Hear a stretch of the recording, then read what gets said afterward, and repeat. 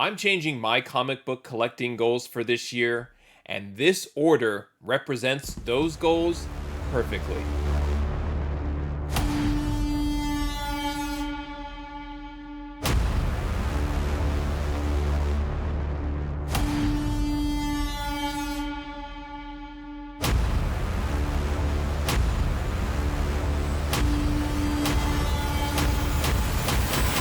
Hey there, today I have an unboxing video, and in this video I'm going to open up an order that I placed with Heritage Auctions. It is not a big order in quantity, but a very, I was going to say, welcome to a very special unboxing. That's not the case, but to me, it is special. It contains two books that I think represent my shift in strategy in terms of comic book collecting, at least going forward, maybe permanently, but at least in the short term. The general gist or summary of what I have really been focused on is moving much more towards participating in auctions and diving deep and preparing for auctions, not just on Heritage, but on many different platforms, just to give you kind of an idea of how you can prepare to bid on comic books without having to rely on eBay.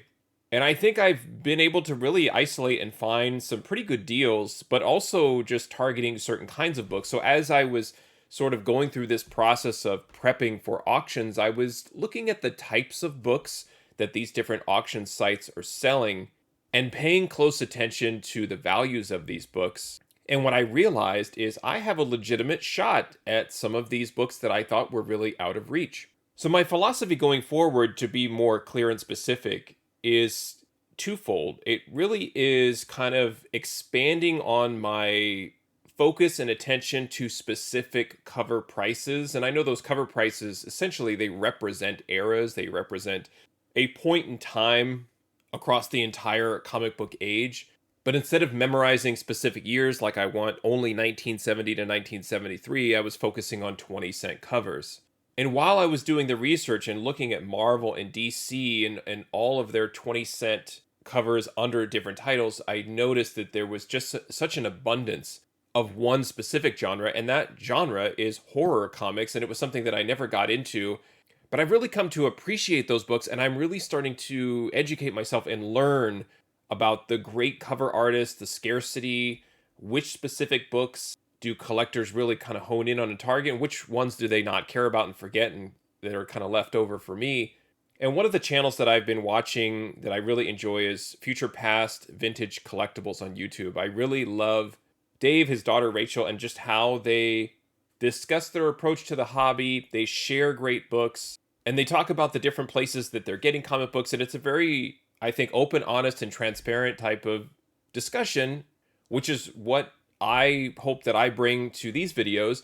So I do really appreciate and enjoy that just sort of collector mentality, fun with the hobby, talking about wins, talking about losses, and just sharing all of the great comic knowledge that all of us have. And I absolutely blame them 100% for showing a lot of these great Bronze Age horror books. Now, when you're getting into 20-cent covers and early 70s books and things of that nature, you're starting to kind of delve into an area where it is not necessarily budget friendly. But when you start to think about this sort of historic significance around these books, it does become kind of a situation where you're very happy and you feel very fortunate to acquire certain books in high grade, but in any high grade. They do have a philosophy of buy the book, not the grade, and I understand the intent behind that. But in doing some research, there are certain books where the value does really drop off after a particular grade. So even though it may excite you to acquire a book that, let's say, that's in a VG or something like that, it literally has no value, even if it's an older book. So that is one sort of lane that I'm running in right now. And one of the two books, it's not necessarily my first Bronze Age horror book, but when I first saw this cover, there was just something about it. You'll see it. Hopefully you'll appreciate it too. And this just popped up on a Heritage auction. It was kind of by itself isolated. It wasn't part of a sequential run. And it was just there, and it was in a grade and at a price that I wanted to pay, and I felt like it was affordable. The second lane is really no shock or surprise when it's described, and it's keys, it's grails. I really feel like this is my time to start studying and memorizing values specifically related to high-end keys and grails. I've avoided this, honestly. I just felt like these books were out of my reach. I had a lot of fun looking at non-keys. If you look at a lot of the books behind me, they're I'll just kind of work around the keys. I'll get maybe overly produced 90s comics and get them signed and just have a different angle on them. I've got retailer incentives, other maybe books that are sort of off keys or minor keys or just books around the keys and so on. It's and not just fill my collection with the holiest of grails just because I felt like I couldn't be that kind of collector. I was really more interested in amassing a large quantity of high grade or the highest grade comic books without diving too deep into one specific book, like not pouring every penny I had into a Hulk 181. I much prefer knowing that I have a large collection and the vast majority of it, if not all of it, are filled with books in the highest grade possible. Now I'm actually going in a little bit of a different direction. I am actually looking at some significant keys. So that's what I'm doing now. I'm just basically not ignoring it. I'm not writing off my chances to acquire some of these books. And it has boiled down to simple math where I'm deciding which key or grail I'm interested in. And then I simply find the grade that's within my budget. And I'm trying to select books that essentially are recognizable, valuable keys and grails that is able to retain value in any grade, which you may say is a contradiction to what I just said about the Bronze Age horror. But with the Bronze Age horror, it's almost like a niche market within a niche market. So there, you have to be careful there, because if you're trying to convince somebody that this is a great book and a 4.0, those sorts of books, they're not for everyone. And they certainly weren't for me for a long time, if not almost my entire collecting career. So you have to be careful in that regard. With keys and grails, the only thing you have to be careful about is how much money you're spending. So as long as you can stay within budget for those, when it's all said and done, those are always going to be great books. And I don't need to tell you the importance or significance of collecting keys and grails. I'm just saying that for the longest time, I gave up. I just figured these are not really books for me. It's just not who I am. It's not how I'm going to collect.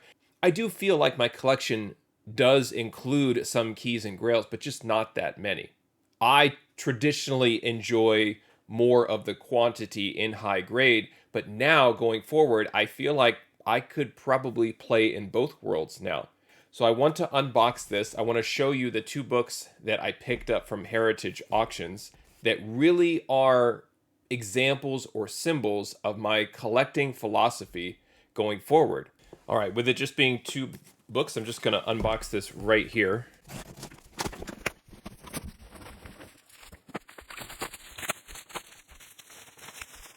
And the first book is House of Mystery 195. This is from 1971. It is an 8.5 off-white to white pages. And the cover art on this book is by Bernie Wrightson.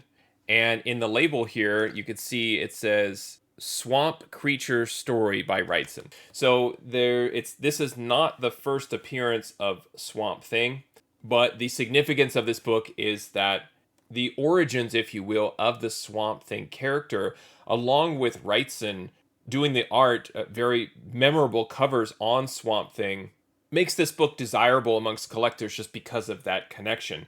And just the fact that it's a really cool Wrightson cover, where you really have to give it a second look, where what is happening, you've got the bat, the individual being attacked, and it's just very, very creepy and cool.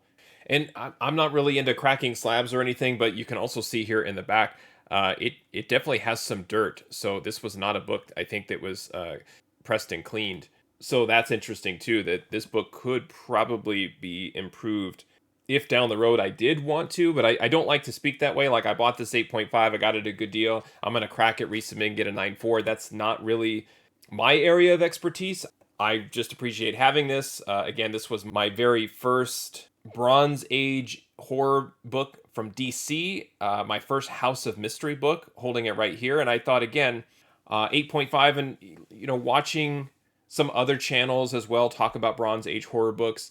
They are saying collect the book, not the grade, but like I said, there is a drop off. I would have much preferred this book in a 9.0 or maybe even a 9.2, but the 8.5 and the 8.5 price point, this book wasn't cheap, but it was I would say, a gentler introduction into this genre. So this book to me represents one area of focus for my comic book collecting going forward, and I'm really, really happy to add this to my collection. What a fantastic Bernie Wrightson covers. However, there's another book that I am even more excited to add. I have to actually give it a look here. Hard for me to believe that I actually own this now. And this book, graded 4.0 off-white to white pages, is Iron Man #1. Here it is. I can't believe it. I actually have Iron Man #1. I remember buying he's my favorite character. I remember buying Iron Man issues when I was a kid. The oldest issue I could get my hands on is Iron Man 5, and I still have that copy in that 3 to 4, 4.5 sort of range. And I remember looking at it as often as I could and just sort of dreaming, like, I can't believe I have a Silver Age Iron Man book. And then many, many years later, I have Iron Man #1, the big premiere issue. Story continued from Iron Man and Submariner #1, The Origin of Iron Man Retold. Archie Goodwin on story, Gene Colan and Johnny Craig art, and a Gene Colan cover. So there's no real big mystery here, no pun intended, or maybe a slight pun intended, as far as acquiring a book like this in this grade. It just becomes numbers. It's simple math. It's like I'm identifying a grail or a book that I would like to own and add to my collection. What is a grade and what is a price point at that grade, looking at the market values.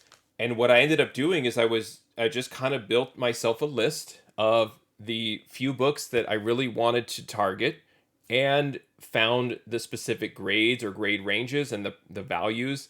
And then when I was on Heritage, I was able to bid on those two books, and I felt like I got them both at my target price. Looking back at what I paid for Iron Man #1, after the buyer's premium, after the shipping fees, after the tax, I would say on that one, I probably paid just a touch under fair market value. So it wasn't like I got a huge deal on that one. The House of Mystery 195, that one I did get at a deal, because I do feel like it's only really available there for a specific sort of buyer or collector.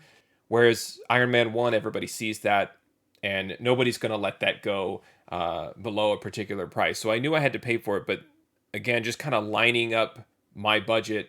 And I set my bid, and I set it at my target bid. It wasn't even a maximum bid. And the auction ended, and I couldn't believe it. I was in no bidding war. I just kind of watched it in real time as the bid was increasing and increasing. It was getting closer to my target, and my target stuck, and I won.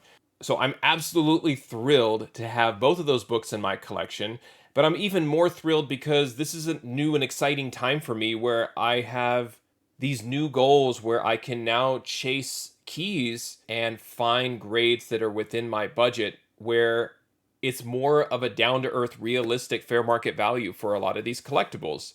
And then I also like dabbling in an area that I've never collected in before. And I feel like even as we speak, that segment of the comic book market is, I think, a little bit neglected or overlooked. And it's not to say overlooked like you should be looking at it. I'm just saying it's just not as popular as, our typical superhero genre comic books and collectibles. So I'm going to have a lot of fun getting both of these up on the wall, and I hope to share more unboxings of these types of books going forward. Thanks for watching, happy collecting, and see you next time.